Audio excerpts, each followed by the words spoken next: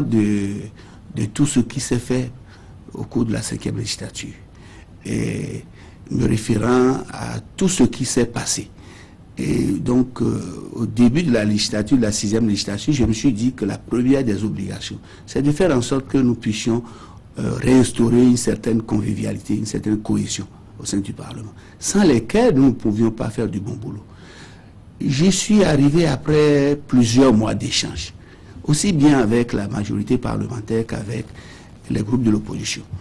Et j'y suis arrivé, et c'est ce qui explique que nous avons pu faire une production législative de qualité, de très grande qualité. Sans fausse modestie, je me dois de le dire. Je prends un cas seulement, en attendant que nous regardions les autres lois. La loi portant correction de la lépine. Mais vous savez que au début des débats, il y avait certains députés qui disaient que la lépine n'existait pas. Il y avait d'autres députés qui disaient que la lépine existe. Et donc il fallait concilier ces deux avis tout à fait opposés. Et beaucoup de gens n'y croyaient pas, y compris au niveau du gouvernement. Ils disaient que non, le Nago est en train de perdre du temps.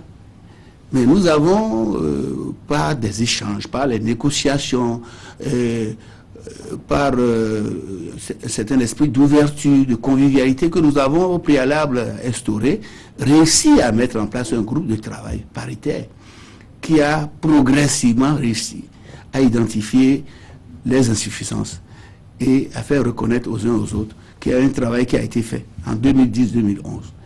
Et finalement, nous avons débouché sur une proposition de loi qui a été élaborée par aussi bien les députés de l'opposition que par les députés de la majorité. Donc cela nous a beaucoup aidé dans le fonctionnement de la 6e législature. Cela est un élément important dans la qualité et la quantité du travail que nous avons pu réaliser au cours de cette 6e législature. Donc on peut être fier de cette loi sur la correction de la lépine quand on sait que vous avez voté celle qui a régi son élaboration et qui a donc fait perdre énormément de ressources financières au pays. Vous faites allusion à celle de... D'abord sur la lépine, la loi de 2010-2011. Tout à fait. Tout à fait. Non, ce n'est pas le fait d'avoir eu des problèmes dans la mise en application d'une loi qui fait que la loi n'est pas de bonne qualité. Nous avons eu des débats et cette loi, je voudrais vous le rappeler, a été votée à la quasi-unanimité des députés présents et représentés. Mais dans l'application, il y a eu des problèmes. Il faut avouer que c'est une méthodologie qui est une technologie que nous avons mise en œuvre pour la première fois. Et donc tous les collègues que nous avons désignés, ainsi que les experts béninois qui ont été conviés à cette tâche, l'exécutaient pour la toute première fois. Donc on peut comprendre les difficultés qu'ils ont eues. Oui, mais Monsieur le Président, c'est vrai que vous avez parlé des lois que vous avez eu à faire, beaucoup de lois qui impactent aujourd'hui le vécu quotidien des Béninois. Il faut rendre hommage à cette législature qui est en train de finir, notamment à notre niveau, le Code de l'information et de la presse qui a été voté grâce à votre diligence. Mais vous avez peut-être oublié de signaler quelque chose qui est aussi à votre actif, parce que il y a eu une tentative de restreindre les libertés à travers une loi, notamment le droit de grève des magistrats. Et les Béninois vous reconnaissent au moins cela à votre actif, que vous n'avez pas voulu que cette loi passe sous la forme qui était proposée. En vérité, ce n'est pas une volonté d'un seul individu, fût-il président de l'Assemblée nationale. Il y a deux choses qui n'ont pas permis que cette loi prospère. Il y a d'abord le contexte, qui n'était pas un bon contexte. Même si la loi était de qualité, même si la loi était pertinente, le contexte était tel que ça ne pouvait pas passer parce qu'il y avait un certain nombre de députés qui se sentaient frustrés. Parce qu'ils ont senti comme une volonté de passer en force. Et mon rôle, ce n'est pas de donner mon avis aux uns aux autres, c'est de dire, c'est d'être un peu le conciliateur, le coordonnateur, le facilitateur, disons des débats, des échanges. Et j'ai, à l'époque, demandé à ceux qui étaient les promoteurs de cette loi qu'il fallait, disons, reporter le débat. Ils ont souhaité qu'il y ait une session extraordinaire qui soit organisée immédiatement. J'ai dit, mais en regardant la tension qui prévaut dans le pays, en voyant la tension qui prévaut au sein même de l'Assemblée, ce n'était pas utile, ce n'était pas favorable pour eux que l'on engage immédiatement le débat. Mais comme c'est la plénière qui décide, et c'est la majorité qui décide, il a été décidé que les débats se fassent immédiatement. Le deuxième élément qui a joué en défaveur de cette loi, c'est, disons, le contenu lui-même. Le contenu, pour beaucoup de collègues, beaucoup de députés, n'était pas, disons, un contenu qu'il fallait accepter immédiatement dans le contexte sociopolitique du moment. Et j'étais de leur avis également. Et c'est pour cela que la loi n'a pas prospéré. Je l'ai expliqué à qui de droit parce que les avis étaient totalement différents. Pour vous dire que je ne reçois pas des instructions. Et je peux vous dire que nous avons eu beaucoup d'échanges, beaucoup de réunions. Et j'ai expliqué à qui de droit que cette loi avait très peu de chances de passer. Monsieur le Président, sur les lois, vos compatriotes vous ont entendu la 6e législature sur la loi sur le RAMU. Mais à l'arrivée, qu'est-ce qui se passe? Pourquoi cette loi qui devait impacter beaucoup nos compatriotes, l'Assemblée ne s'est pas précipitée à l'examiner? Je vous remercie de cette question parce qu'elle me permet de rétablir la vérité. Avant cela, je dois dire que les députés, quelle que soit leur tendance, sont là pour jouer entièrement leur rôle. Parce qu'ils sont des représentants du peuple. Quels qu'ils soient, ils doivent voter, ils votent les lois quand ces lois-là ne posent aucun problème pour le peuple.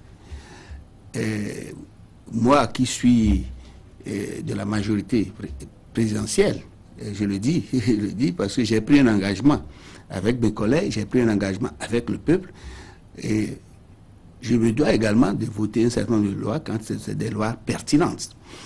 Et donc, je rappelle tout cela parce que certains ont tendance à dire ils n'ont pas fait ceci, ils n'ont pas fait cela. Les lois de finances, toutes les lois de finances, depuis la 5e législature, je les ai votées. Sauf celle de 2013. Y compris celle de 2013. Je sais qu'on a dit beaucoup de choses dans cette stratégie de diffamation, de fragilisation, on a dit, mais de tout le monde ça. Je l'ai voté parce que après tous les amendements que nous avons imposés, et compte tenu de ma position au sein de la majorité, j'ai estimé que je devais remplir mes engagements. Je l'ai voté. J'ai voté toutes les lois de finances depuis la 5e législature jusqu'à la 6e législature, y compris la dernière loi, celle de 2015. Donc, les lois portant autorisation de ratification, je les ai votées toutes, surtout celles qui sont relatives aux accords de crédit, aux accords de financement. Et je dois dire également que la plupart des députés ont voté toutes ces autorisations de ratification. Donc il y a un travail qui se fait. Il y a un travail qui se fait qui doit être compris, qui doit être apprécié. Le même travail n'a pas été Maintenant, fait la sur loi le sur le RAMU. RAMU. J'ai fait cette introduction pour mieux mettre en exergue ce qui s'est passé au niveau de la loi sur le RAMU. Et j'ai dit que je suis un facilitateur, je suis un coordonnateur. Et donc, de ce point de vue, pour faire examiner les lois de façon correcte et efficace, je suis en contact avec le gouvernement. Et en l'occurrence avec son chef, pour dire ce qui ne va pas, pour dire ce qu'il faut faire pour que le travail qu'il souhaite nous voir faire soit réalisé. S'agissant de la loi sur le RAMU, d'abord nous l'avons entendu pendant longtemps. Parce qu'en principe, avant d'engager n'importe quelle opération sur le RAMU, il fallait d'abord voter cette loi. Ce qui n'a pas été le cas. Dans tous les pays, la Côte d'Ivoire, le Sénégal, un peu partout, tous ces pays qui se sont orientés dans la même voie, la loi est d'abord votée. Je n'ai pas cessé de le dire au gouvernement. J'ai toujours plaidé pour cela. Et ça a mis du temps pour arriver. Et quand c'est arrivé, j'ai été heureux. Parce que je ne souhaite pas que mon pays se mette en marche de la légalité. C'est arrivé et ça a été affecté à la commission 4, la commission chargée de l'éducation et des affaires sociales. Mais je pense que le gouvernement n'était pas tout à fait, disons, d'accord, ou il était plutôt inquiet.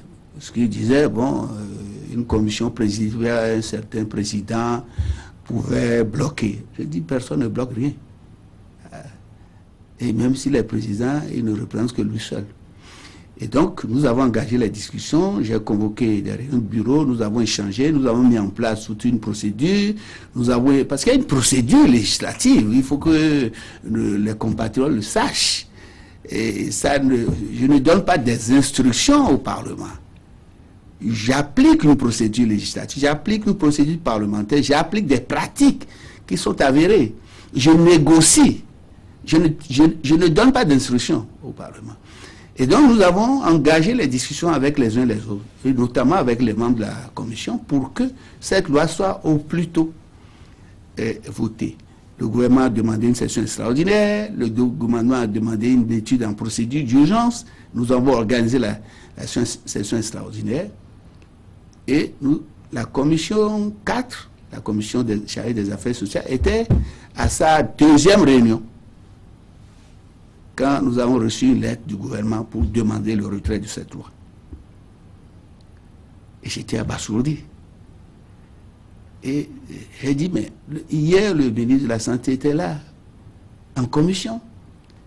Ce matin, il devrait être là, puisque je suivais ça de près. Et j'ai demandé qu'on me fasse venir le ministre de la Santé. Elle était là. J'étais en plein travaux. Elle vient, lui dit, mais je viens de recevoir une lettre qui me demande le retrait. Vous êtes au courant. Elle aussi était surprise. Donc, nous avons dû faire repartir donc, cette loi-là. Évidemment, tout cela se passait en 2014.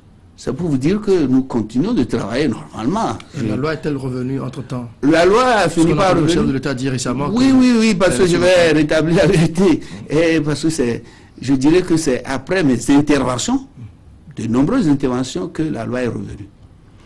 Quand la loi est revenue, la commission a repris ses travaux. Et au cours de la première des décisions qui a été prise par la commission de concert avec le ministre, c'est d'organiser un atelier pour que le gouvernement présente à l'ensemble des députés toutes les opérations, toutes les actions qui ont été déjà menées pour que toutes ces actions soient internalisées et qu'on en tienne compte pour les dispositions de la loi.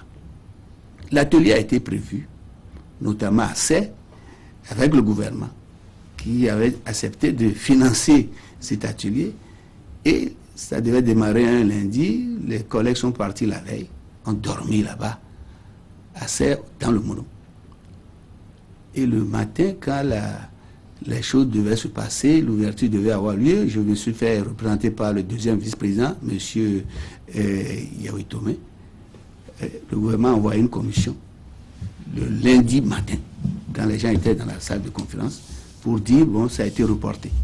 L'atelier a été reporté par le gouvernement, de façon unilatérale.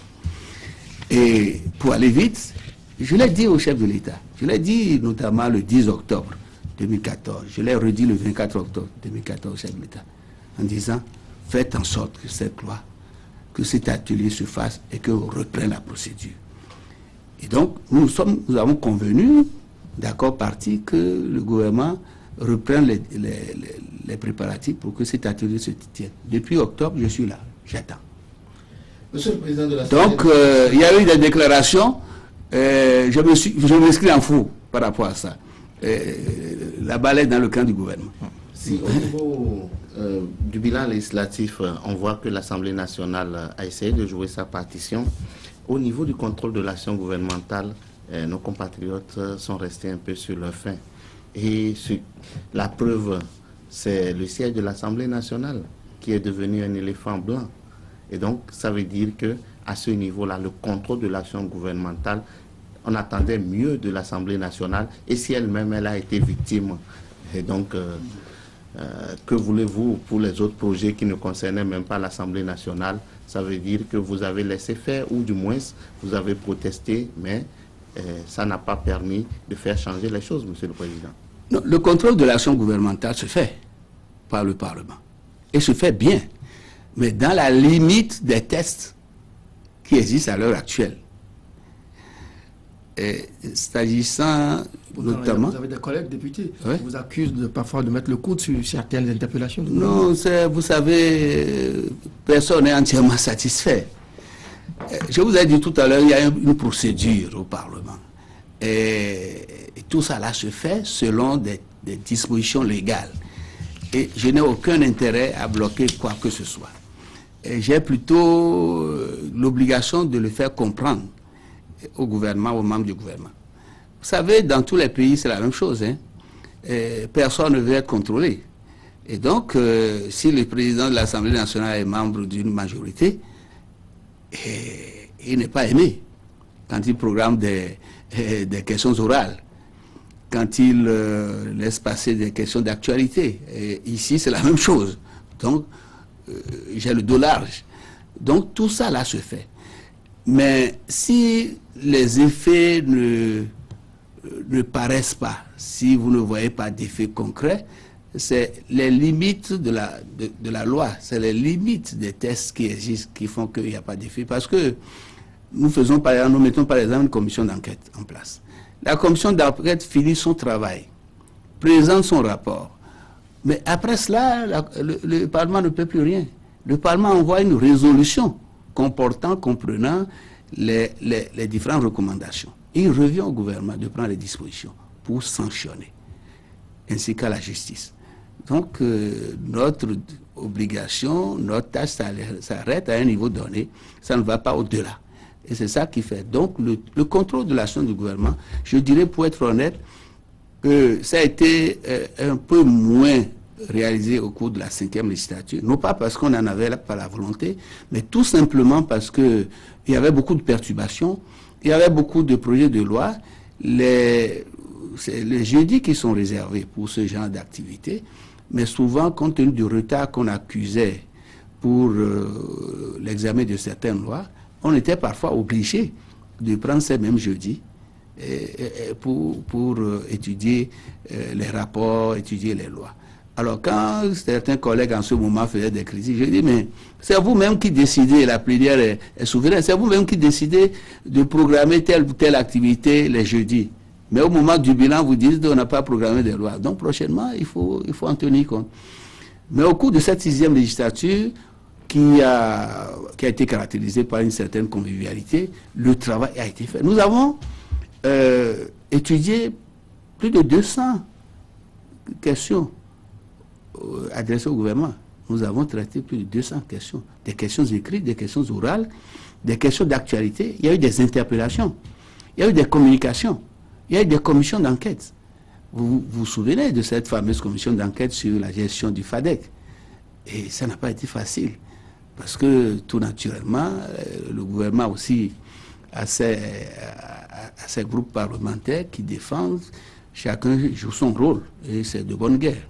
Mais par rapport à cette question, à votre réponse, nous en venons au bilan politique. Et on remarque que entre la 5e et la 6e législature, si au niveau de la 5e législature, l'opinion a pensé que le président n'était pas à la hauteur de la tâche, on vous a vu au niveau de la 6e législature faire un peu comme les populations attendent de leurs députés, les interpellations et autres, et cela à la fin a permis de connaître un autre président de l'Assemblée nationale. Si vous devez faire votre bilan politique de la 5e à la 6e législature, quel format vous auriez préféré?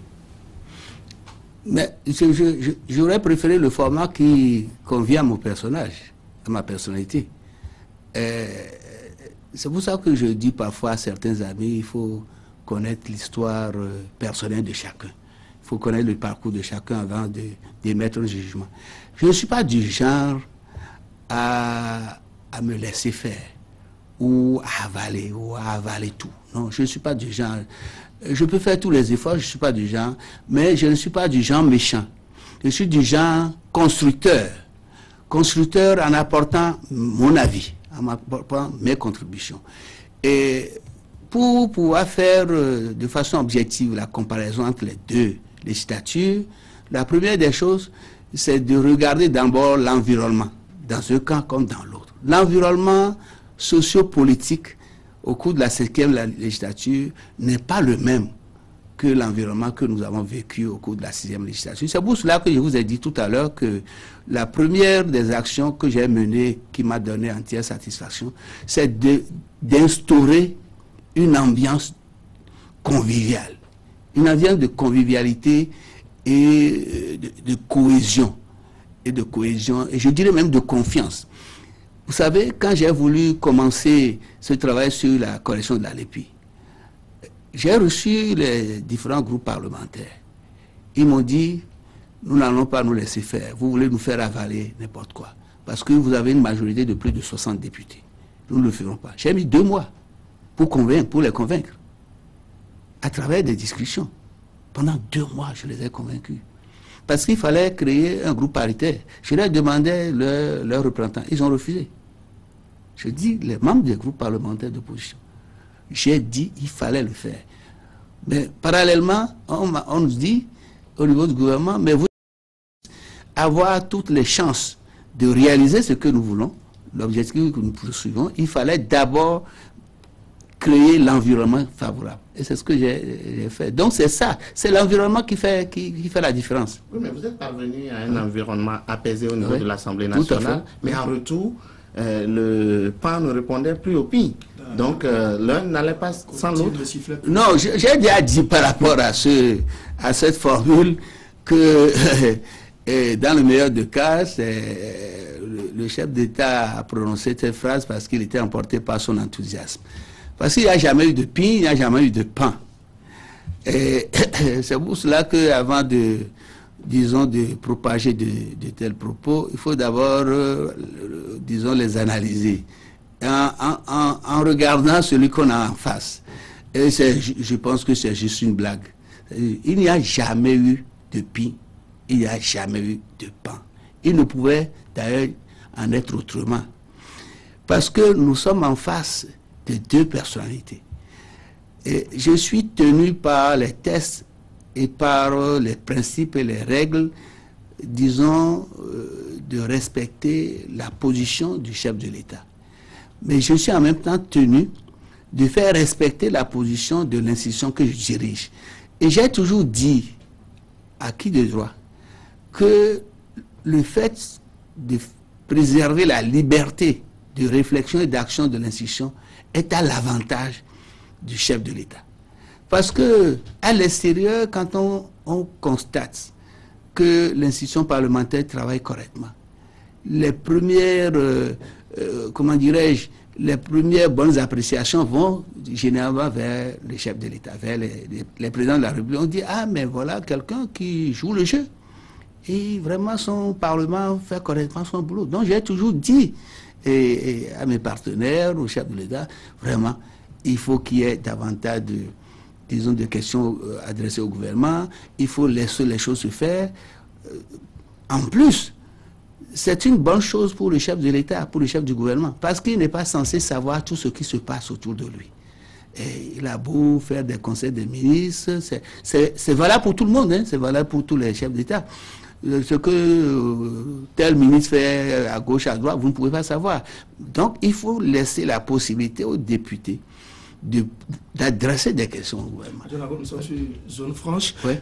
Vous êtes en train de tenter de nous faire croire que vous ne vous êtes jamais mis dans une posture de servir le chef de l'État, notamment dans la première législature, une législature qui fut extrêmement houleuse, ouais, marquée par les tensions fortes, très très fortes entre vous et certains de vos collègues. Aujourd'hui, vous dites qu'il n'y a jamais eu que de locomotive, encore moins de klaxon, il n'y a jamais eu de PI ni de PAN.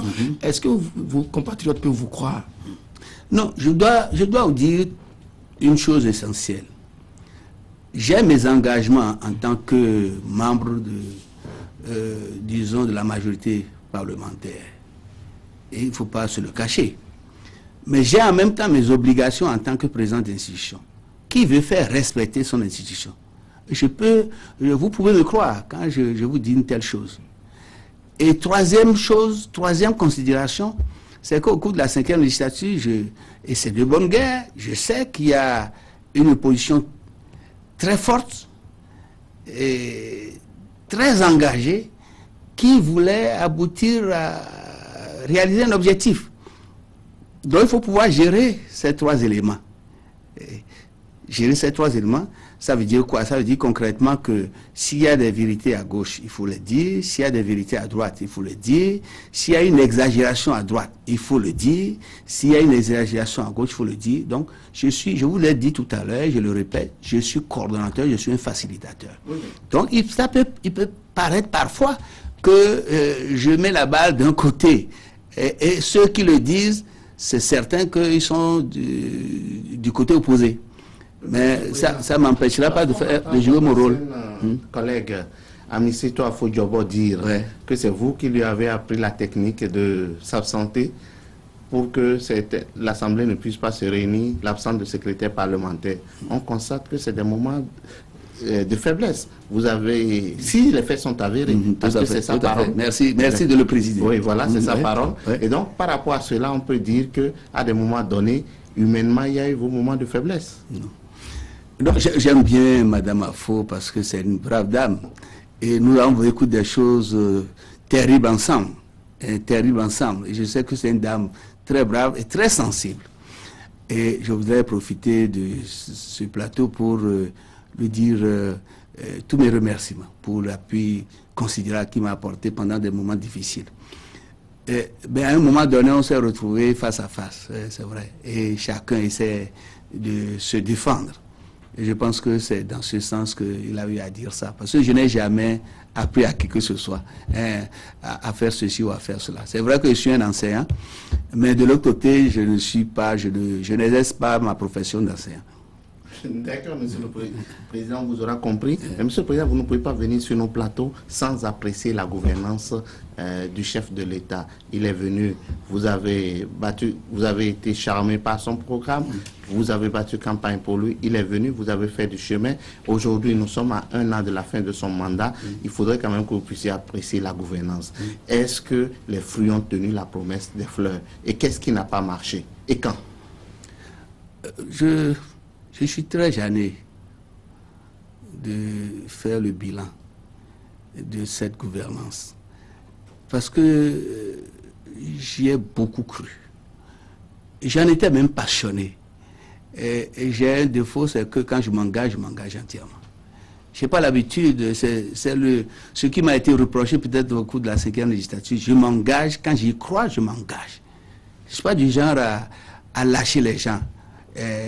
Disons, au milieu du guet. Je ne suis pas du genre. Mais vous le faites maintenant, plus ou moins? Non, je ne le fais pas maintenant. Non, je vais vous expliquer. Disons, c'est l'apparence. Mais souvent, les apparences sont trompeuses. D'abord, je dois vous parler du partenariat. Le fait de m'engager aux côtés du chef de l'État signifie qu'il y a eu un partenariat qui est établi. Et il y a des règles à faire respecter. Un partenariat exige la vérité, la sincérité, la confiance. Un certain nombre de faits sur lesquels je ne vais pas revenir parce que ce n'est pas le but de l'émission. Un certain nombre de faits m'ont montré au fil des années qu'il n'y avait pas sincérité. Citez-nous-en quelques-uns. Oh, vous savez, je suis venu surtout pour construire. J'ai senti en tout cas une volonté de fragilisation. Une bonne construction passe par un bilan. Un bilan, oui, mais je l'ai souvent dit. En fait, quand aujourd'hui on dit on a attendu la fin du mandat ou la fin du mandat du chef de l'État pour partir, non.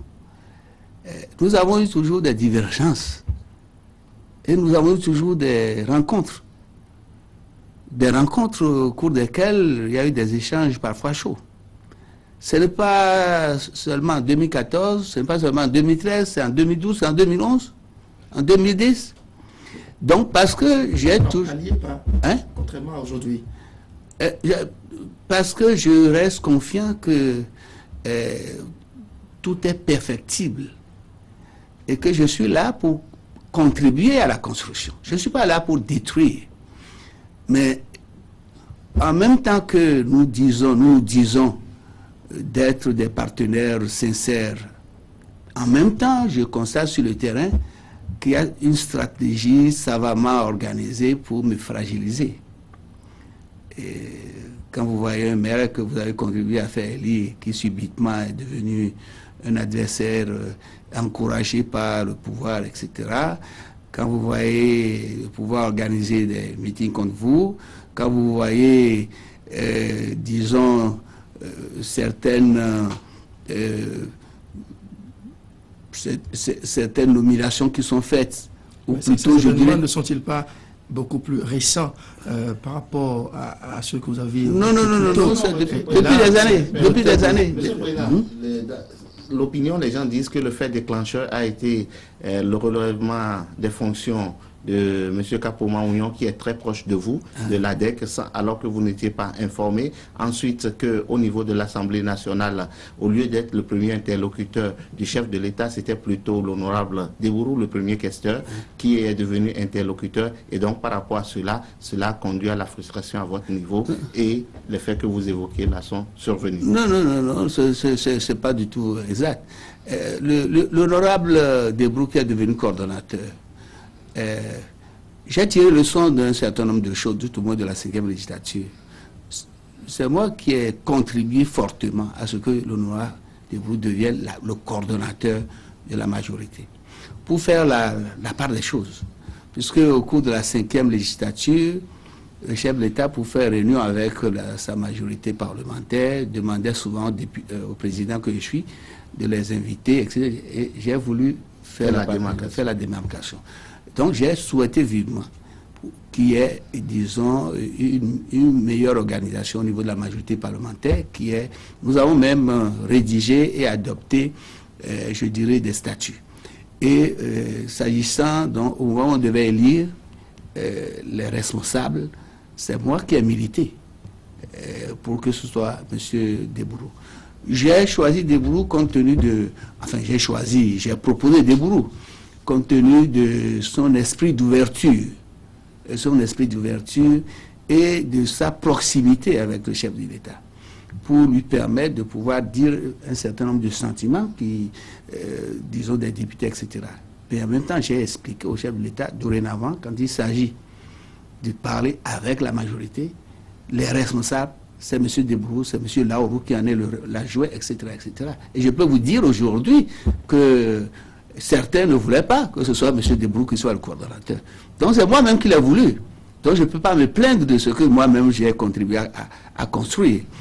Et deuxièmement, vous avez parlé disons, du renvoi, de la révocation d'un certain nombre de cadres. Qui sont proches de vous. Qui sont proches de moi. Et ce n'est pas d'aujourd'hui, c'est depuis la 5e législature. Mais je me suis toujours plaint. Parce que je me suis dit, bon, la raison n'est pas suffisante pour déclencher, disons, une hostilité. Le cas de M. Capo est un cas vraiment parmi tant d'autres. Mais j'ai fini par comprendre que la volonté affichée, c'était, disons, de m'isoler et de montrer aux cadres qui sont proches de moi ou des cadres qui sont de ma région, de leur montrer que je suis incapable de faire leur promotion, qu'il fallait plutôt ne pas... Donc c'est toute une stratégie savamment organisée de fragilisation, qui n'a pas commencé hier. Oui, mais Monsieur le Président, oui. Est-ce que ce n'est pas le contre-coup de la stratégie à laquelle vous-même vous avez participé au niveau de l'UPD Gamessou? Les gens disent que hier, vous avez contribué à prendre le contrôle du parti et qu'aujourd'hui, on a voulu vous appliquer les mêmes méthodes pour que vous trouviez votre linceul dans le système. Non, vous savez, cette affaire, c'est une très vieille affaire. Nous en avons longuement parlé. Et je demande tout simplement que les différents acteurs protagonistes de cette affaire puissent dire enfin la vérité. Vous savez, pour vous dire vrai, diriger un parti, pour moi, c'est quelque chose d'extrêmement difficile. Et ce n'est pas quelque chose que j'apprécie énormément. Peut-être que si j'avais été amoureux d'une telle chose, le premier président de l'UPD, je l'aurais été, puisque j'avais beaucoup de gens. Je voudrais préciser que je suis fondateur de ce parti et que personne ne peut réclamer la propriété de ce parti. Et deuxièmement, j'étais déjà président de l'Assemblée nationale et c'est le président qui était en exercice qui a organisé le congrès. C'est pas moi qui l'ai organisé. C'est pas moi qui l'ai organisé. C'est vrai que dans le même temps, compte tenu d'un certain nombre de critiques qui lui étaient faites, et des critiques objectives, au cours du congrès, beaucoup sont intervenus pour le dire. Au cours du congrès, beaucoup l'ont dit, avec des preuves à l'appui, au niveau de la gestion de parti, sur tous les plans.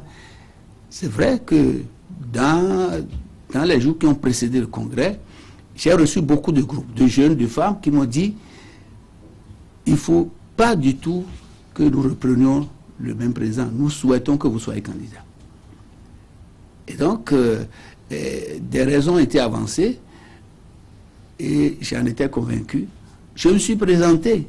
Ce n'est pas interdit qu'il y ait un autre candidat face à un président sortant. Et donc, ce qui s'est passé quand, au dernier moment, le président qui a préparé le congrès s'est retrouvé en dehors du pays, c'est parce que les rumeurs étaient tellement fortes qu'il n'avait aucune chance d'être élu et que j'avais le vent en poupe. Et si j'ai accepté exceptionnellement d'être président, parce que je vous dis, c'est pas ma tasse de café, si je l'ai accepté, c'est parce que dans le temps, nous avons eu un conflit en quelque sorte lié aux élections législatives. Nous avons eu un conflit au point que quand je suis devenu président de l'Assemblée nationale, l'on voulait utiliser mon propre parti contre moi. Et ça a été le dernier argument qui a fait peser la balance du côté de l'acceptation que les jeunes, les différents groupes m'ont servi. Le président du parti en ce moment voulait se faire réélire et partir et obliger les membres du parti à aller dans l'opposition. Pendant que moi, président de l'Assemblée nationale, j'étais dans la majorité. Et par conséquent, j'ai dit, je vais me présenter. Et je me suis présenté. Et il y avait plus de 600 congressistes qui m'ont élu. C'était le président de l'Assemblée nationale, c'était non plus. Oui, mais bon, je ne sais pas les éléments qui ont milité en ma faveur, mais je pense que le bilan qui a été fait par le président sortant a été défavorable. Donc, on ne peut pas tout le temps agiter cette affaire. Mais c'est pas sa propriété privée. Il a organisé lui-même le congrès. Je n'y allais pas parce qu'il était pris à l'Assemblée nationale. Et je me suis présenté à quelques jours du congrès. Il est parti. Ben, il a envoyé un message. Nous nous sommes largement expliqués au cours de certains points de presse. Donc, s'il était resté, peut-être que les choses évoluant, je lui aurais encore, lors d'un autre congrès, redonné, puisque je sais que ce n'est pas... Monsieur le Président, je vous ai posé une question sur la gouvernance. Oui. La gouvernance de Boniaï, vous ne vous êtes pas encore prononcé. Non, j'ai commencé par décrire notre partenariat, Oui, pour démontrer que... parce qu'on peut rapprocher cela de la gouvernance. Parce que nous sommes ensemble, nous sommes engagés ensemble vis-à-vis du peuple et nous voulons travailler pour le peuple.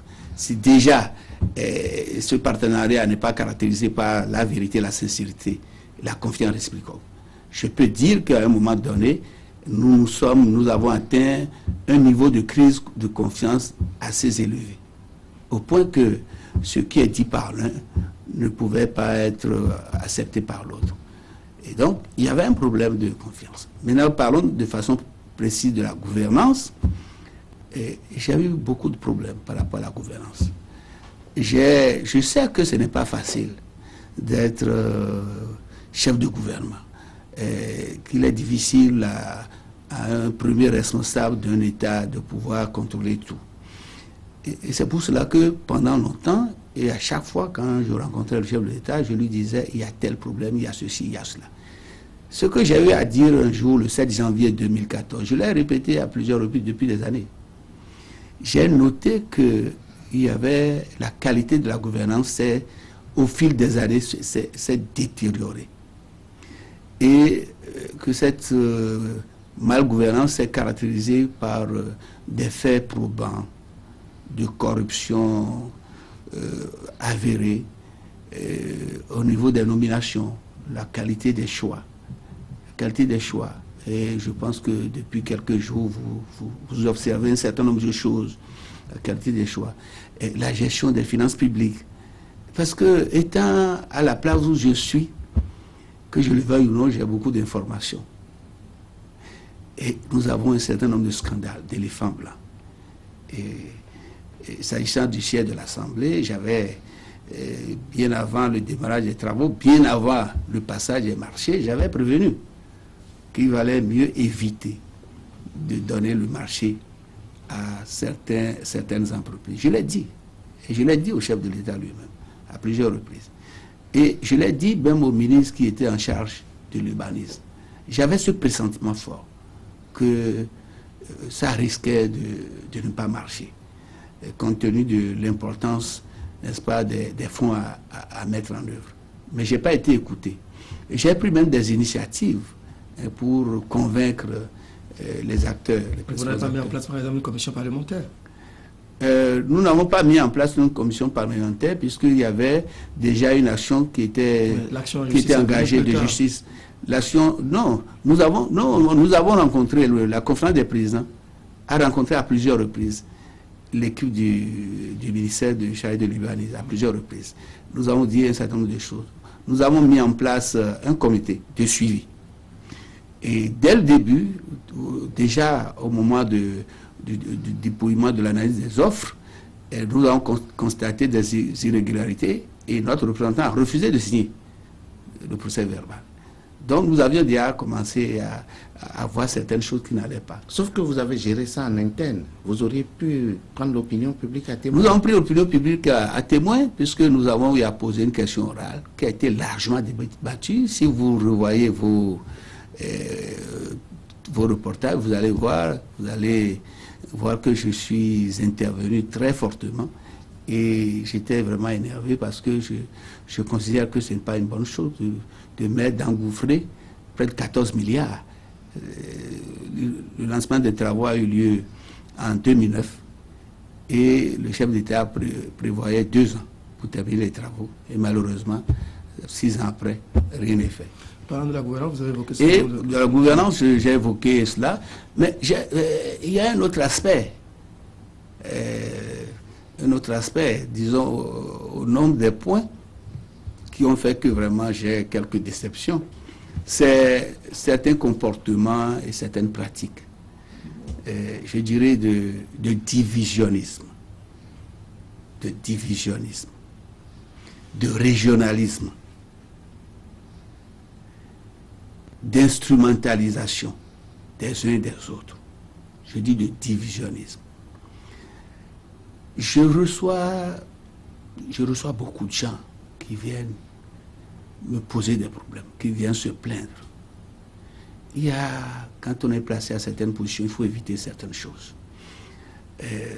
J'ai reçu beaucoup de coups de fil depuis 2-3 jours de Banikwara qui m'ont informé d'un certain nombre de choses qui ne sont pas bien. Nous devons éviter cela. Nous devons travailler pour l'unité de la nation. Nous devons travailler pour la cohésion nationale. Et tout cela n'est pas bien.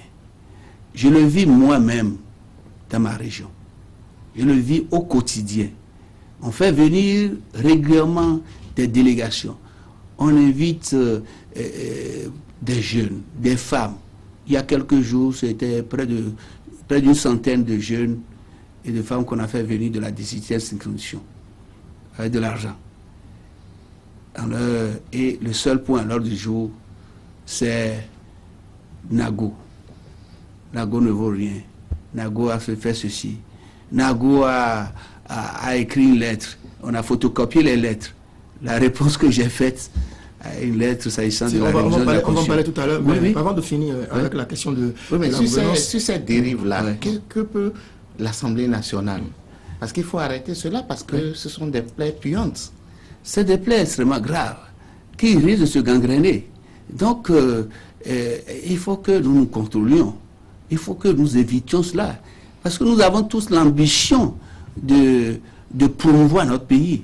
Nous avons tous l'ambition de faire de notre pays l'un des mieux placés dans le concert des nations. Donc, il faudra que nous contrôlions notre langage. Quand nous rentrons sur le terrain, quand nous allons voir nos électeurs, etc., etc., quels que soient les enjeux des élections, nous n'avons pas le droit de dire certaines choses. Et des choses avérées. Parce que on m'a fait écouter. On m'a fait écouter des extraits. Et on m'a démontré, j'ai rencontré des députés, certains députés originaires de la partie septentrionale, qui en parlaient, qui m'ont dit, mais écoutez, c'est pas la première fois. Ça fait déjà plusieurs fois. Certains députés m'ont dit, au cours de la 5e législature, la 6e législature, nous avons des réunions au niveau de la majorité. On fait la séparation. Il y a certaines réunions qui sont organisées. Ça dit, au niveau de la majorité, on choisit, puisque vous le dites, des députés qui sont originaires d'une région, on les rencontre, bien sûr. Et après, d'autres sont exclus. Bien sûr, bien sûr. Ça ne fait pas les réunions ensemble, parfois.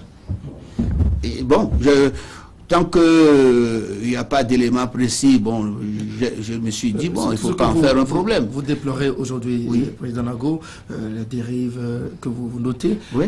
Quelque part, est-ce que vous n'avez pas contribué à cela? Vous avez soutenu l'avènement du régime de Boni Yayi, vous le soutenez, enfin, jusqu'à un passé récent. Est-ce que vous assumez le bilan du régime de Boni Yayi? Et vous êtes resté un peu sourd aux interpellations de ceux qui dénonçaient ces dérives-là très tôt. Non, je ne suis pas resté sourd. Je vous ai dit tout à l'heure que régulièrement, j'avais des rencontres avec le chef de l'État au cours desquelles je lui disais ce que je n'appréciais pas.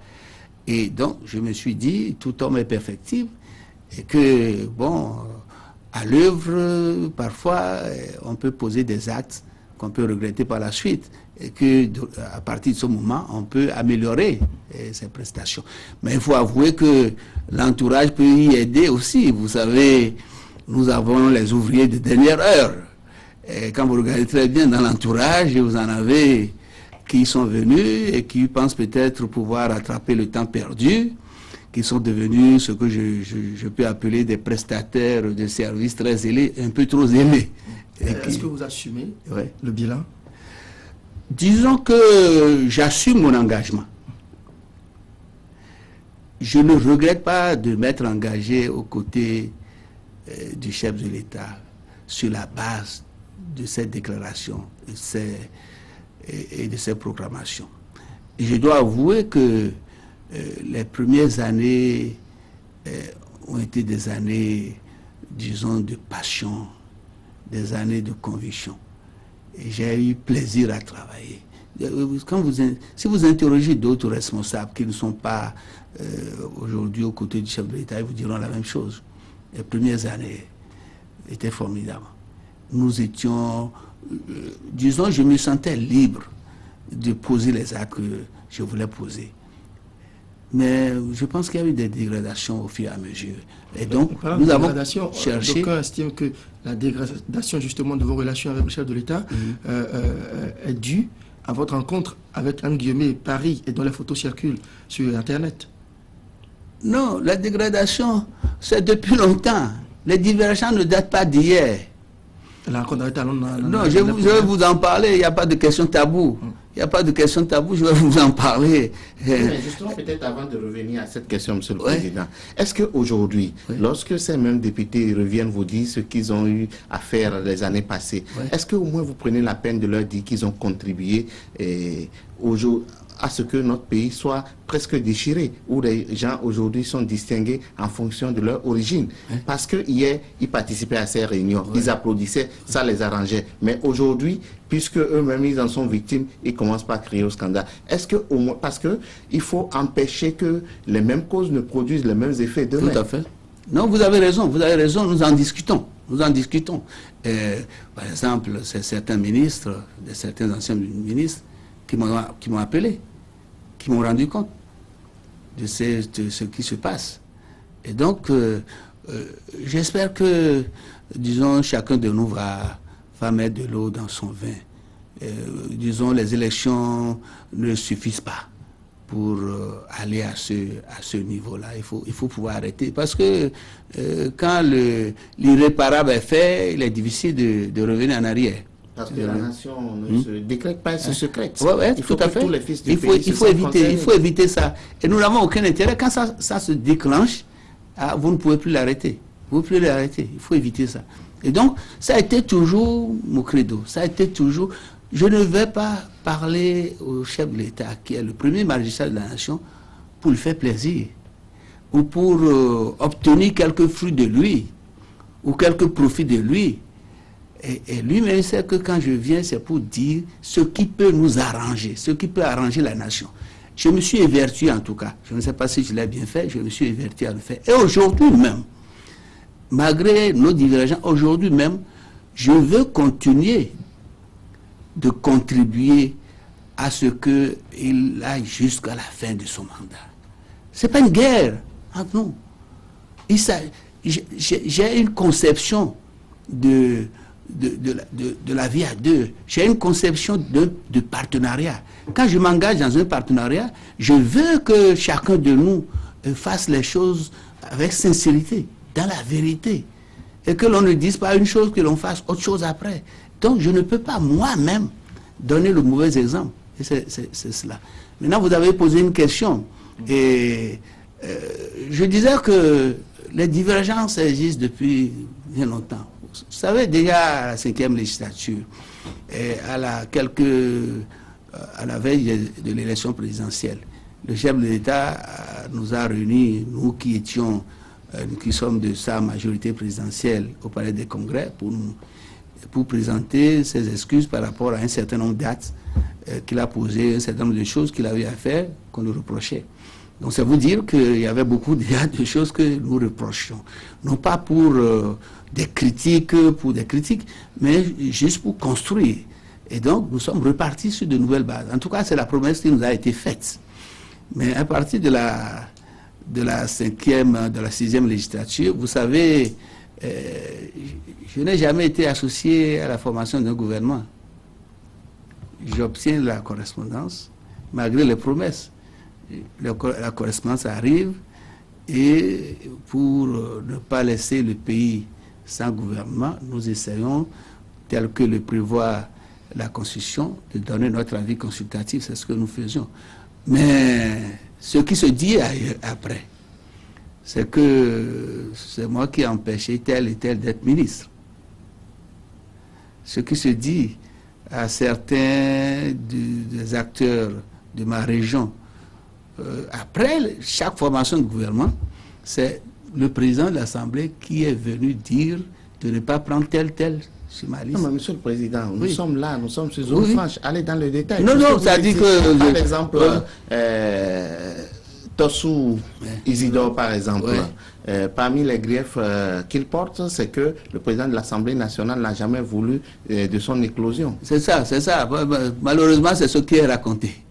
C'est ce qui est raconté. La réalité, c'est que c'est faux. Je vous dis que je n'étais même pas au courant de la formation des gouvernements. Je ne vais pas rentrer dans les détails, mais si je vous racontais les détails, c'est succulent. Nous n'allons pas vous dire. Non, mais nous ne sommes pas venus pour faire le procès de qui que ce soit. Je dis, c'est pour vous montrer les problèmes, les divergences qui existent. Et donc, je me suis souvent plaint de cela. Et vous avez ma question. Bon, maintenant, donc c'est pour dire que les divergences ne datent pas. Parce qu'ils ne sont plus amis avec le chef de l'État. Est-ce que c'est aussi votre cas? Non. Puisque vous parlez de M. Talon, nous allons en parler. Je pense que je ne suis certainement pas le plus grand ami de M. Talon. Vous en connaissez un de plus grand? Oh, certainement. Que vous? Que vous connaissez, vous aussi.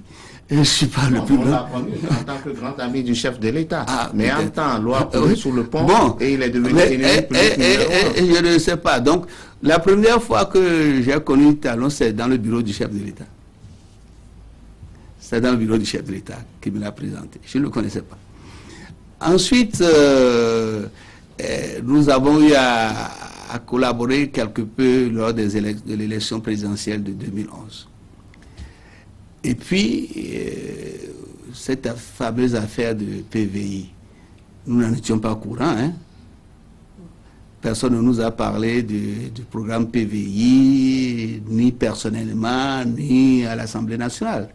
Le programme est apparu et nous avons commencé à en être informés le jour où les choses ont commencé à, je dirais, en griffer. Mais c'était une prérogative du gouvernement qui l'exerçait. C'est une prérogative du gouvernement, mais comme j'ai souvent l'habitude de dire, il vaut mieux associer le Parlement pour qu'au moment opportun, nous soyons nombreux autour des problèmes. C'est ce que j'ai souvent dit. Il vaut mieux associer le Parlement. Non pas pour arracher les prérogatives du gouvernement. Continuez votre développement.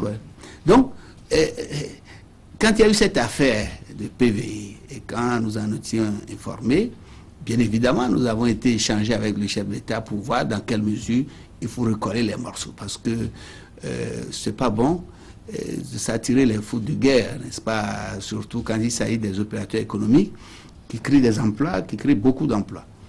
Et je pense qu'avec le chef d'État, nous avons convenu qu'au début de la crise, que je puisse intervenir pour jouer les médiateurs. Je l'ai fait à la demande du chef d'État dans le cas de M. Talon. Et c'est à cette occasion que je l'ai reçu par 2 fois à la maison. C'était en 2012, déjà, en 2012. Et je l'ai fait aussi dans le cas de M. Adjavon, à la demande du chef de l'État. Et je dois vous avouer que dès le début, nous avons trouvé quelques solutions dont j'ai rendu compte au chef de l'État, parce que je voulais vraiment un climat, une ambiance apaisée. Parce qu'un développement ne peut se faire dans un climat de guerre, un climat de perturbation. Ce n'est pas possible. Et moi, j'étais là pour œuvrer, pour que nous puissions avoir une ambiance apaisée. Donc, depuis ce temps, moi, je n'ai pas eu de contact avec disons, M. Talon. Et dès le début, en 2012, 2013, j'ai suivi, tout comme vous, toute la cabale qui a été organisée contre certains collègues, comme quoi ils sont partis à Paris pour rencontrer M. Talon, prendre de l'argent. Vous vous souvenez, il y a même un collègue député qui a été fouillé à l'aéroport. J'ai élevé des protestations contre ça. Tout simplement parce qu'on estime qu'il est parti à Paris chercher je ne sais quoi. Dieu merci, j'ai été préservé jusque-là pendant 2 ans, 3 ans. Et compte tenu donc d'une deuxième affaire qui est intervenue, l'affaire de tentative de coup d'État, la première affaire d'empoisonnement, je dis, je voudrais vous rappeler, c'est important de le dire, que quand cette affaire d'empoisonnement a eu lieu, j'étais au Canada. Et j'ai écourté mon séjour au Canada pour revenir. Et pour aller dire mon soutien moral et autres, et politique au chef de l'État. Mais ça, dit en passant, quand j'ai quitté le palais, j'ai reçu des coups de fil qui m'ont informé que le chef de l'État estimait que j'étais complice de cette tentative d'empoisonnement. Et je n'ai pas manqué de retourner le voir pour poser la question. Il a dit qu'il n'avait jamais dit ça. Mais c'était un certain nombre de gens très très proches, très proches, qui l'ont dit. Du reste, il y a beaucoup d'autres qui ont été accusés. Il y a des personnalités très haut placées qui ont été accusées. On a estimé que ce coup devait profiter à quelqu'un, donc j'avais exprès voyagé pour que les choses se passent et que je revienne. Je ne suis pas un friand du pouvoir. Je ne m'accroche pas du tout au pouvoir. Et je ne peux rien organiser pour avoir le pouvoir. Donc, pendant un certain temps, je n'ai pas cru devoir prendre contact pour une question d'engagement et de fidélité. Maintenant, ils ont fait des montages de photos d'un certain nombre de collègues. Dans mon cas précis, tout comme je le fais dans le cas de beaucoup de concitoyens, je reçois plus de 500 à 600 concitoyens, opérateurs, chaque année.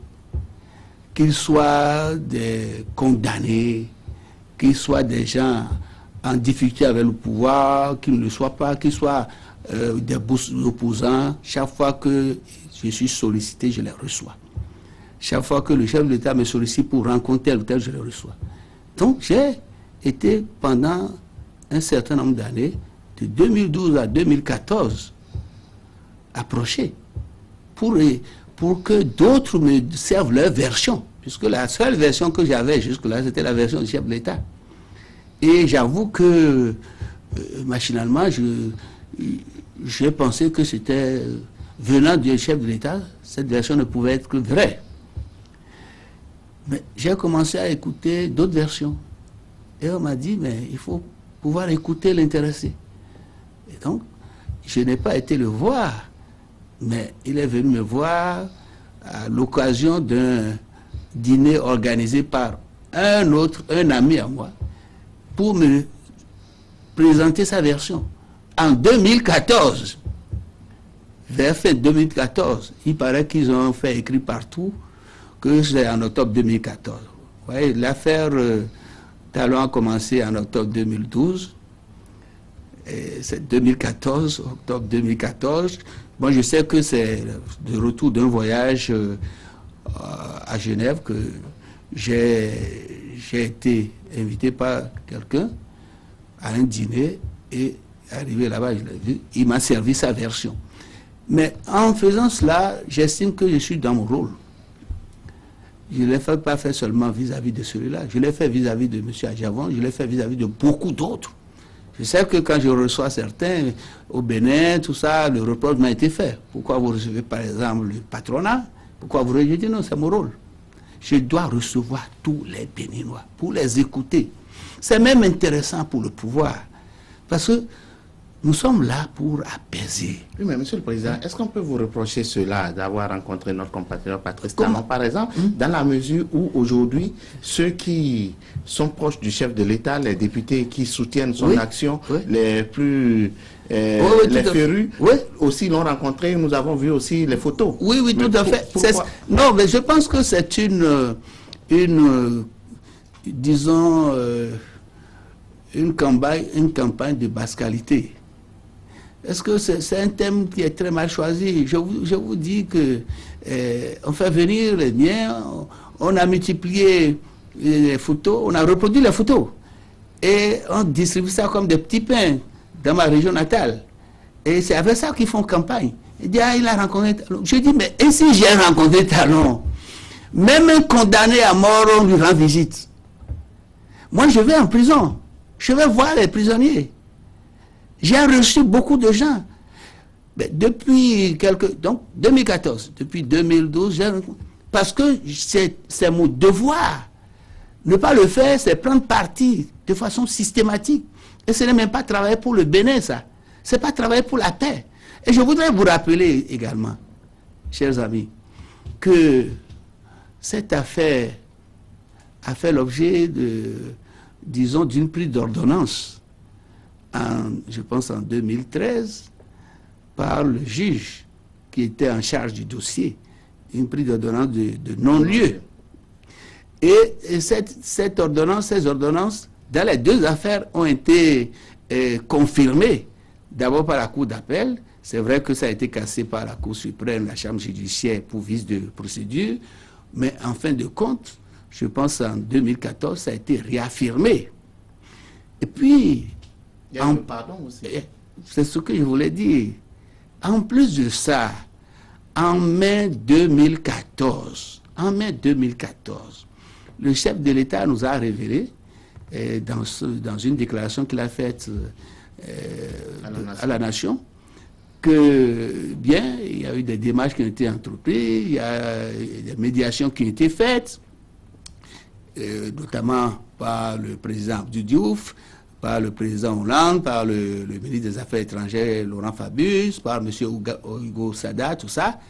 Et dans sa déclaration, il a dit « Je suis heureux de vous dire que tout cela a porté. J'éprouve beaucoup de bonheur. Et j'invite les uns et les autres à tourner la page. » Je dis en mai 2014. Et en octobre, on me reproche d'avoir rencontré l'intéressé, qui est un concitoyen, qui est un opérateur économique, qui est un grand ami du chef de l'État, Je ne sais pas pourquoi on utilise cet élément comme élément de propagande, de publicité. Non, c'est pas... Monsieur le Président, nous avons... Oui, vous avez dit, je voudrais confirmer ce que vous avez dit. Ceux qui sont les plus proches du chef de l'État, c'est ceux qui fréquentent le plus Monsieur Sola, puisque quand les gens ont appris ça, ils sont venus me voir pour dire non, nous, on est des amis, Moi, je n'ai pas d'amitié particulière, je n'ai pas de relation particulière parce que ce n'est pas encore le cas. Mais je ne sais pas, si vous voulez me rencontrer, si vous sollicitez, vous souhaitez que je vous rencontre, je ne vais pas refuser. Même si d'aventure, vous aviez été condamné pour telle ou telle chose, il faut que je vous écoute. Et je le fais, je vous répète que je le fais dans plusieurs cas. Chaque année, je reçois en audience officielle près de 600 personnes. Monsieur le Président, nous allons poursuivre notre débat et nous allons venir à la question, la révision de la Constitution. Voilà. Par rapport à cette question-là, on ne comprend pas aujourd'hui votre position, parce que par le passé, il y a une constante où vous étiez pour la révision de la Constitution, vous avez montré les avantages, mais subitement, aujourd'hui, vous nuancez votre position. Qu'est-ce qui a pu se passer, Monsieur le Président? Voilà. Et je vais être très clair et vous dire mon sentiment et la vérité. Le projet de révision de la Constitution, le projet de loi portant révision de la Constitution, c'est un projet qui fait partie d'un ensemble que nous avions voulu, au lendemain de l'élection présidentielle de 2011,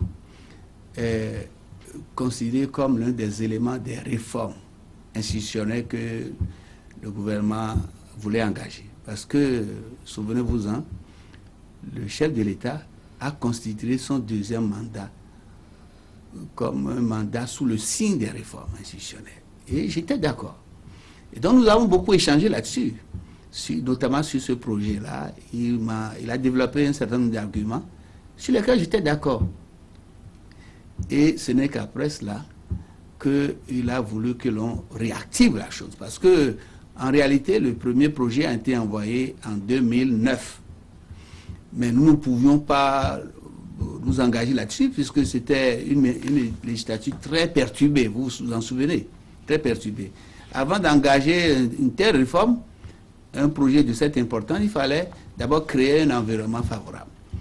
Et donc, étant convaincu et ayant décidé d'engager la chose, les députés de la majorité parlementaire en ont parlé, et j'ai dit à mes collègues députés de la majorité parlementaire qu'il fallait se rapprocher maintenant des députés de l'opposition pour que nous puissions avoir le même point de vue. Ce que nous avons fait, ce que j'ai organisé, et pour couronner le tout, il y a eu cette retraite parlementaire qui a été organisée.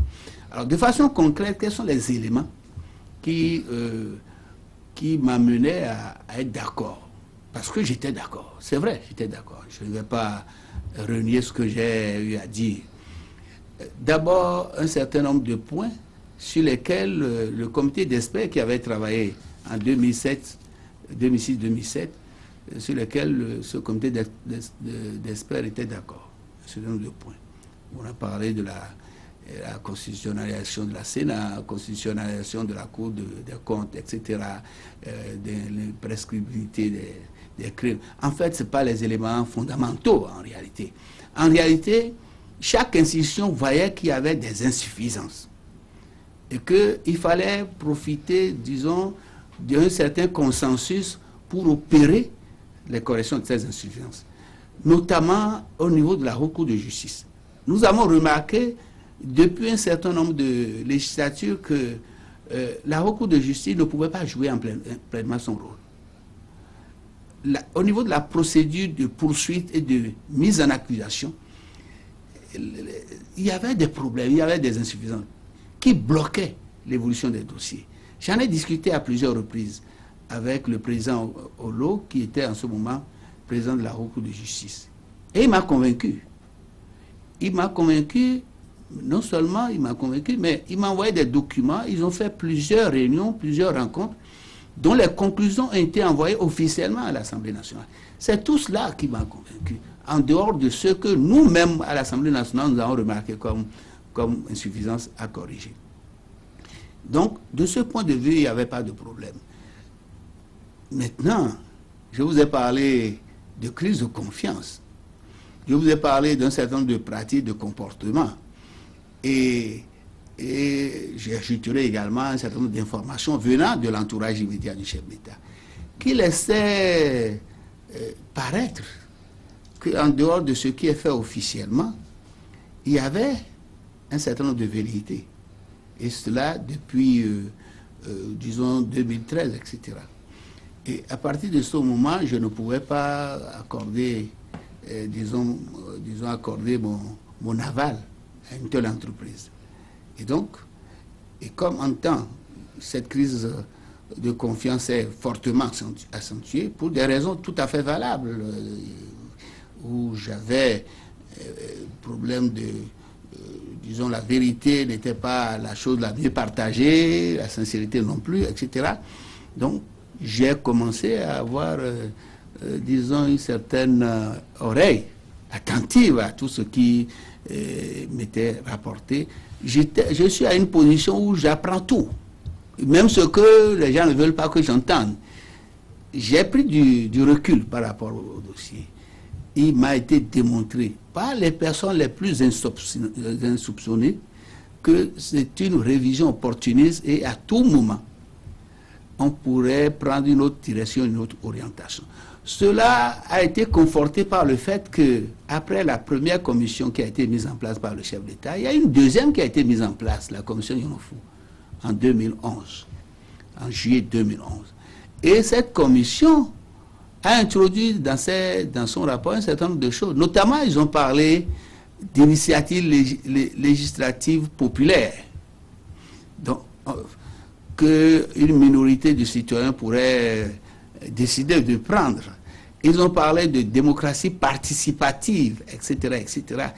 Autant d'éléments qui ont conforté les soupçons d'un certain nombre de gens, y compris des gens les plus proches. Je dis bien les gens les plus proches, qui venaient me dire, mais Monsieur le Président, nous on ne peut rien, mais ce qui se prépare est très grave. Nous ne voulons pas cela pour notre pays. Donc j'ai fini par avoir la conviction. Et les gens reposaient tout leur espoir sur moi et sur certains autres. J'ai dit, il faut faire comprendre au chef d'État que s'il en avait l'ambition, qu'il ne fallait pas aller dans ce sens. Parce que je souhaite vivement, comme je l'ai dit et répété, qu'il termine correctement son mandat, qu'il sorte par la grande porte. Parce que je pense que dans notre pays, c'est ce que nous avons toujours souhaité pour nos présidents.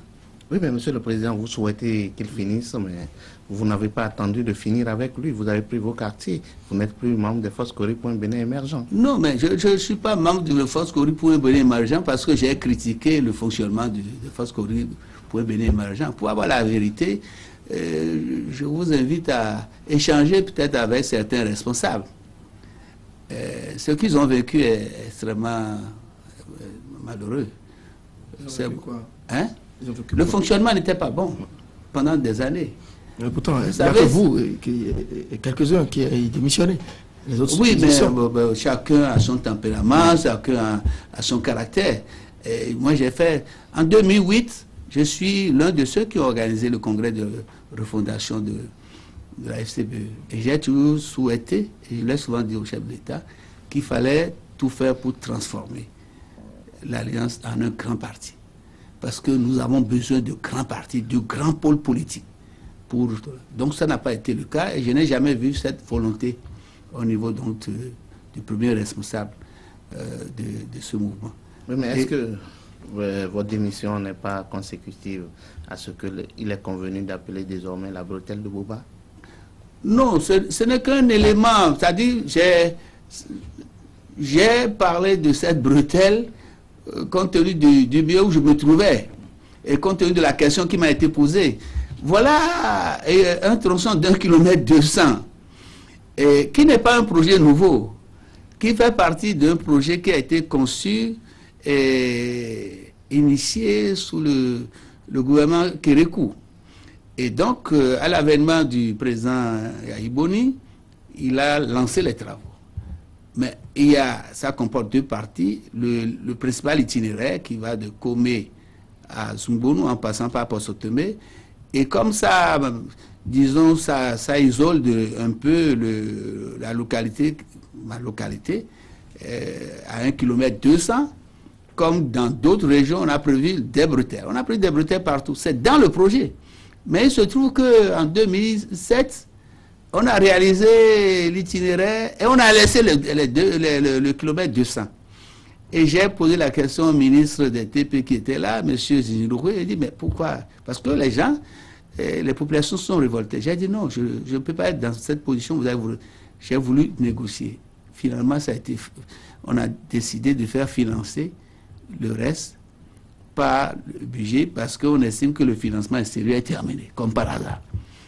Mais ça a été décidé après plusieurs mois de discussion, de négociation. Et malgré cela, ça n'a jamais été fait. Ça n'a jamais été fait. Donc ça a commencé en 2007. Et c'est en 2014 que les choses ont commencé un peu à se faire. Et après, mon cri de détresse. Et j'ai ajouté que on a fini par demander un appui budgétaire à la BAD, 4,5 milliards, et que malgré cela, on n'a pas pu faire. Mais à ma place, qu'est-ce que vous pouvez dire à des populations à qui on a dit tout le temps que leur fils est incapable parce que même une route de 1 km 200, il ne peut le faire, il ne peut la réaliser. Oui, il n'est pas l'exécutif. Mais ça fait partie de la stratégie de fragilisation. Je vous ai parlé de ça tout à l'heure. C'est pourquoi je dis que ça remonte très loin dans le temps. On utilisait ces éléments-là. Il s'oppose à la nomination de tel au poste de ministre. Il n'arrive pas à faire ceci, à faire cela. Mais on sait très bien que ce n'est pas le rôle du député. Mais on a dit ça. Mais que des cadres et des populations se réunissent pour poser des questions à leurs députés.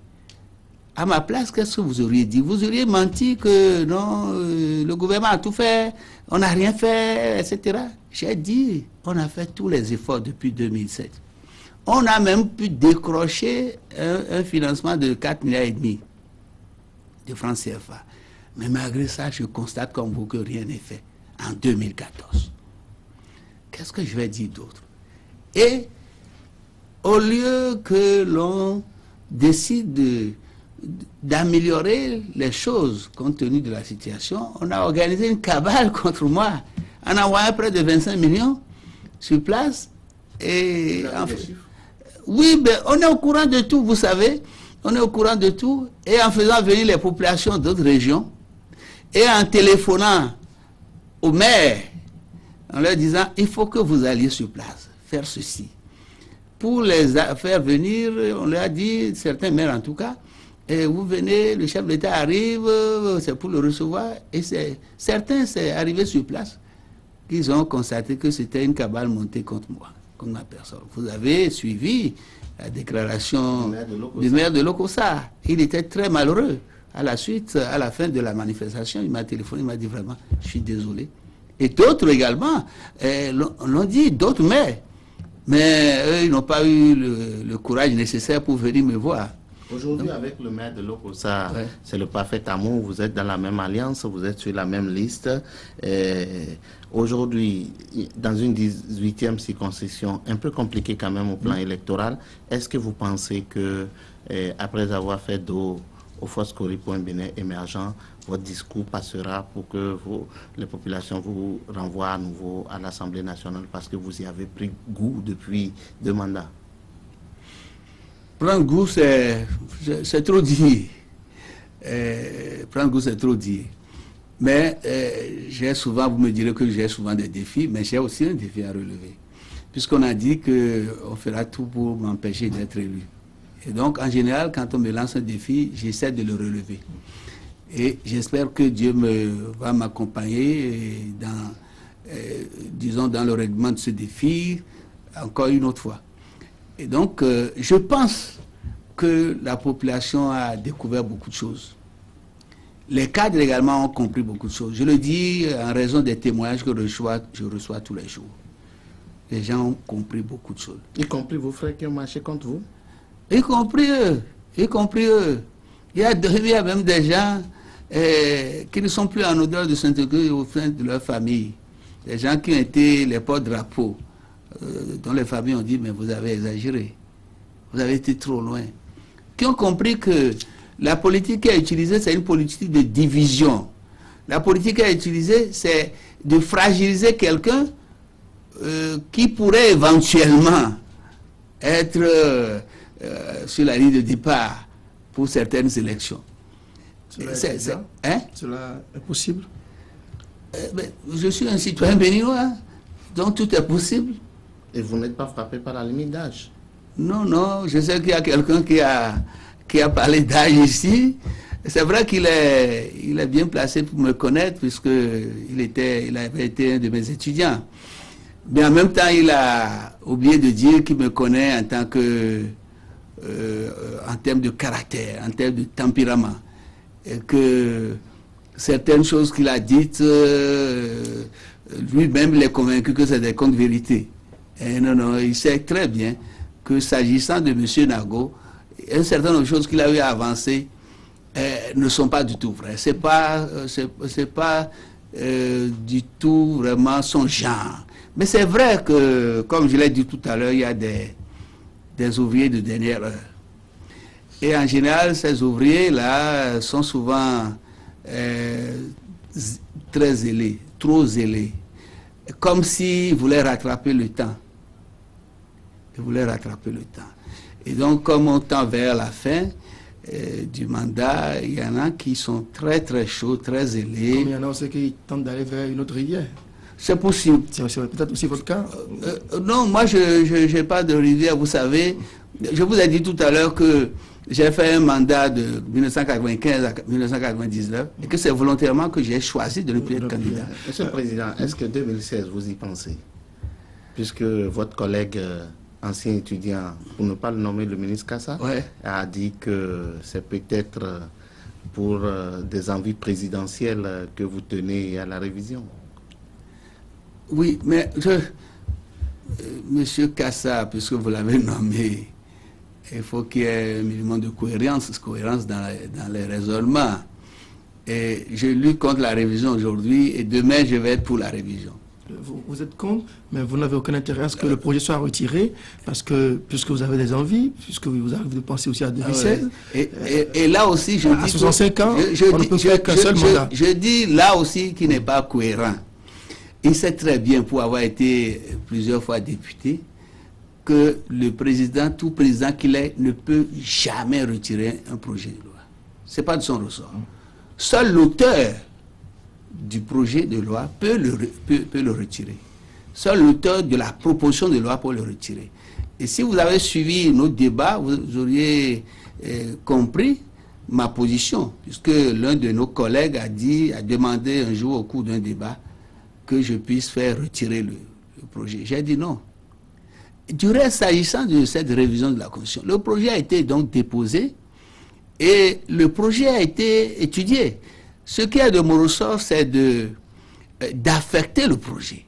Une fois qu'un projet de loi vient ou une proposition de loi vient, immédiatement après l'avoir déclaré recevable, il faut le déclarer recevable, et je l'ai déclaré recevable, je l'affecte à la commission compétente. Et la commission travaille là-dessus. La commission a fait plusieurs débats. Une première fois, vous vous en souvenez, elle a estimé que le projet n'était pas finalement recevable puisque au dossier n'était pas joint l'avis consultatif de la Cour suprême. Bon. En temps, la Cour constitutionnelle a estimé que ce n'était pas nécessaire. Et j'ai demandé à la commission de reprendre son étude. Et elle a repris son étude. Et au cours des débats, la majorité des commissaires, donc au niveau de la commission, la majorité a estimé que se basant sur la jurisprudence, une jurisprudence de la Cour constitutionnelle de 2006, la jurisprudence 06-074, je pense du 18 juillet. Tu parles d'un large consensus. D'un large consensus, a estimé qu'il n'y avait pas un large consensus. Donc, il y a un rapport d'étape qui a été fait et la commission s'est donnée pour obligation d'organiser, de définir d'abord les modalités, d'organiser un forum auquel participeront à la fois les députés, les forces politiques, les forces sociales, les forces confessionnelles, etc. Donc c'est en cours. Donc le projet n'est pas renvoyé, n'est pas rejeté. Donc le travail est au niveau de la commission. Et tant que la commission ne m'aura pas dit que le travail est fait, je ne peux pas le programmer ce dossier à la plénière. 2016, Monsieur le Président, oui. Vous y pensez? Comme beaucoup d'acteurs politiques, on peut y penser. Et surtout quand on a été dans la position où j'ai été, surtout quand on a observé un certain nombre de choses, surtout quand on a fait le bilan de 8 ans que j'ai passé à l'Assemblée nationale, surtout qu'on a fait des observations pendant 8 ans et qu'on n'est pas totalement satisfait, on se dit il faudrait pouvoir disons, continuer de s'engager si on a un minimum d'intérêt pour la nation. S'engager ne veut pas dire nécessairement être soi-même le premier acteur. On peut soutenir un acteur, mais le fait d'être le premier acteur n'est pas du tout exclu. Mais tout à fait. En temps opportun, nous en reparlerons. Monsieur le Président, est-ce que vous allez, à la fin de votre mandat, demander l'audit de l'Assemblée nationale, comme on a vu l'un de vos prédécesseurs, le président Humbegi, le faire, par exemple?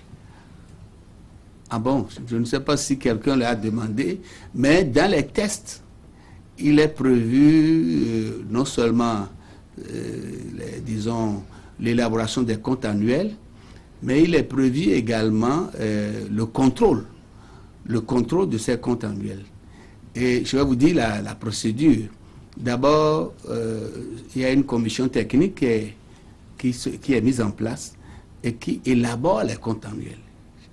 Au terme de chaque budget, il y a un compte qui est fait sur l'exécution de ce budget, qui dit les points faibles, les points forts.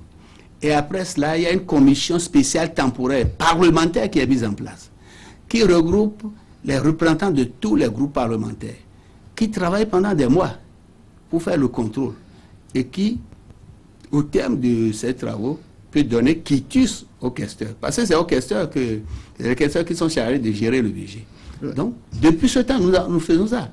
Nous faisons ça. Très bien, monsieur. Donc, ça se fait. Monsieur le Président, oui. Nous sommes pratiquement à la fin. En attendant, peut-être qu'André vous pose quelques questions des téléspectateurs.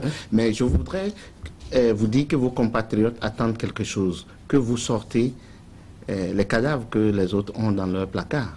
Dont vous avez parlé. Ah, non, je pense qu'il y a eu des malentendus ou des incompréhensions. C'est une expression consacrée. J'ai dit, je n'ai pas de cadavre dans les valises, dans les placards, pour dire, je n'ai rien à cacher. Je n'ai rien à cacher. Donc, vous savez, si les gens ont fait des choses, ils ne prennent pas de témoins. Donc, je ne peux pas être témoin. Peut-on n'avoir rien à cacher quand on a géré 100 milliards de ressources publiques? Le budget de l'Assemblée nationale. Oui, il paraît que quelqu'un a dit, une grande personnalité a dit, mais il se plaint de quoi? Il a géré 100 milliards. Mais la gestion, ce n'est pas le président de l'Assemblée nationale qui gère. Quand un budget de 8 milliards par an ou 9 milliards, c'est constitué essentiellement des indemnités parlementaires, et ça représente 2 à 3 milliards. C'est constitué des salaires du personnel, il y en a près de 300. C'est constitué de frais, de fonds pour l'achat d'équipements, c'est constitué des frais de session, et c'est non seulement les députés qui les prennent, mais aussi les fonctionnaires parlementaires. Donc voilà un certain nombre. Et tout ça là est mis en œuvre une fois que le budget est adopté par les questeurs, aidés par le directeur de la question et le secrétaire général administratif. Donc le président ne gère absolument rien. Le président, je vais vous surprendre, je vais vous dire comment ça se passe. Le président ne connaît même pas la couleur du chéquier de l'Assemblée. Ce n'est pas lui qui signe les chèques. C'est le questeur qui signe les chèques. Je ne connais pas la couleur des chèques. Monsieur le Président, nous avons tout au long de notre entretien suivi un homme conscient de sa valeur. Mais doutez-vous de vos chances? Mais vous savez, si on me demande d'aller à un concours, à un examen, je peux dire, bon, à 70-75%, je vais réussir. Parce que je suis conscient de mes capacités et chacun devrait être conscient de ses capacités. Mais quand il s'agit d'aller à ce genre de concours qui est l'élection législative, l'élection présidentielle, c'est d'autres qui décident à votre place. Donc on ne peut jamais être complètement sûr. Mais on se tape la poitrine, on dit on doit pouvoir réussir. Et on met tous les moyens dans ce sens, les moyens moraux, les moyens intellectuels, les moyens politiques, les moyens matériels pour qu'il en soit ainsi. Monsieur le Président, voici venu l'heure de nous séparer. Qu'est-ce que vous voulez que vos compatriotes retiennent de votre débat de ce jour? En somme, une conclusion.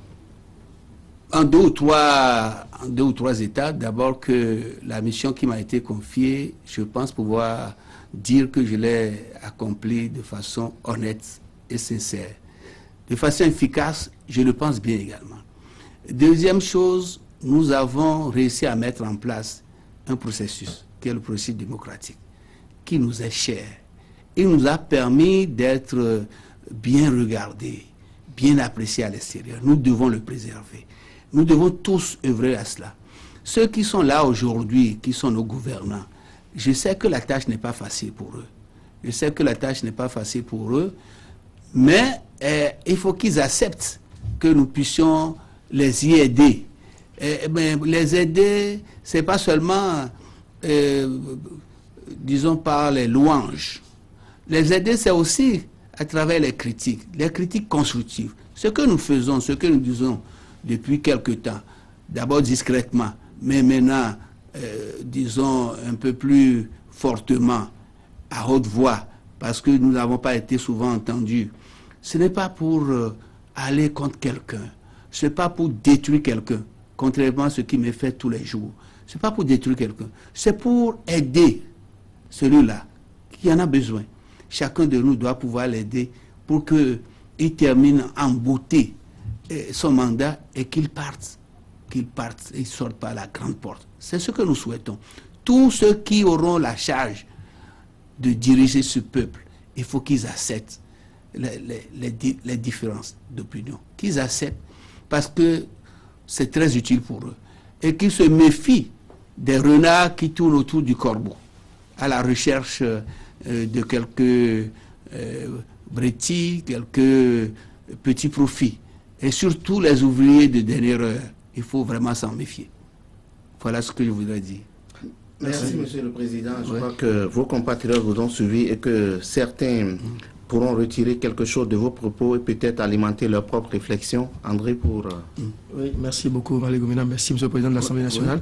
Merci d'être passé sur ce plateau. Partagez avec vos compatriotes votre vision de notre pays, l'évolution de notre pays. Également, le bilan de votre action à la tête de l'Assemblée nationale pour 2 mandats consécutifs. Vous n'avez pas pu vous empêcher aussi de dire ce que vous pensez de la gouvernance de Boni Yayi, alors que son régime tend vers sa fin. On vous aura compris. Merci d'être passé sur Zone Franche. Chers amis téléspectateurs, merci de nous avoir suivis. Toutes nos excuses pour ces nombreux téléspectateurs qui ont envoyé des questions d'un peu partout dans le monde. Le président, à un moment donné, a quand même pris en compte les différentes préoccupations. Merci pour votre fidélité. Portez-vous bien. Passez d'agréables moments devant Canal 3 Bénin. Merci beaucoup.